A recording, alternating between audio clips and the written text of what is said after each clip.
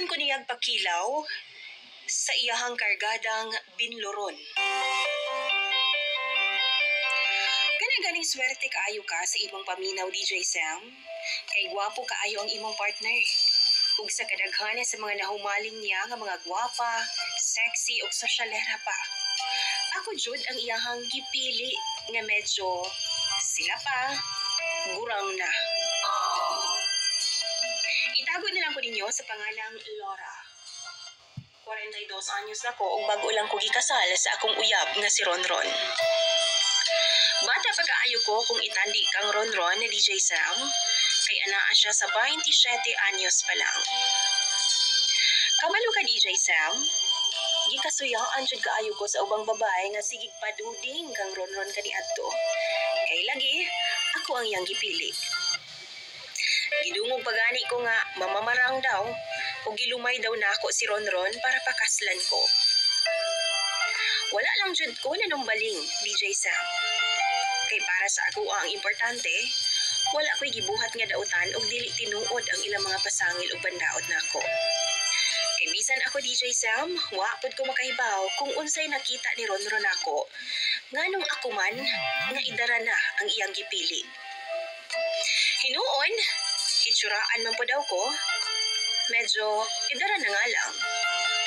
Nadugay man gud ko sa abroad ug wala jud ko nagminyo hangtod dili maplastar ang akong pamilya.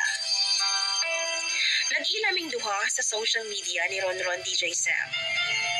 Duha pud mi katuig nga magkarelasyon ug sa wa madugay nagsabot mi nga pag-uli na ako magpakasal na dayon ming duha. Gituman jud namo ang among saad ug happy kaayo ko kay girespeto sad ko ni Ronron og taman. Wala jud ko niya gilabtan samtang wa pa mi makasal. Simple lang ang among kasal DJ Sam ug simple lang sab ang reception. Pagkagabi, nagrenta jud mi og kwarto sa hotel DJ Sam. Ug dito na ko sobra ka-excited sa dakong bugno atong higayuna. Dili na ko first time DJ Sam sa kama. Kay nakatry naman ko sa duha nako ka boyfriend kaniadto. Pero dekada na pud kong uga, maong excited jud kaayo ko sa among duhang bugno ni Ronron. Dihang nagbinigwasay nami o gibuhat na namo ng sikat ka posisyon nga 69, kalit nga na ako'y nalasahan og medyo crunchy man. Mura kong nagkilaw og crispy mix, DJ Sam.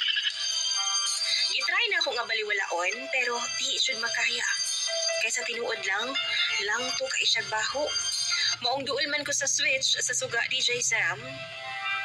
Akong gipasiga. Ug nitambad sa akong naw ang pisot niya nga tabadidoy. Why tuli si Ronron DJ Sam?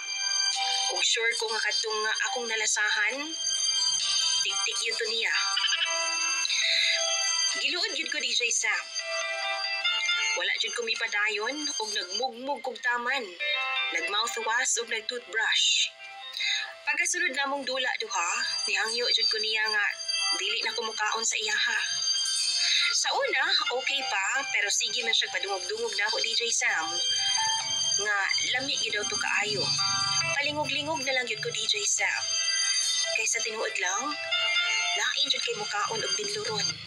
Pero nagbahat siya nako. Nga dili na daw siya ganahan mag-ana-ana, kung dili lang man daw nako kanon.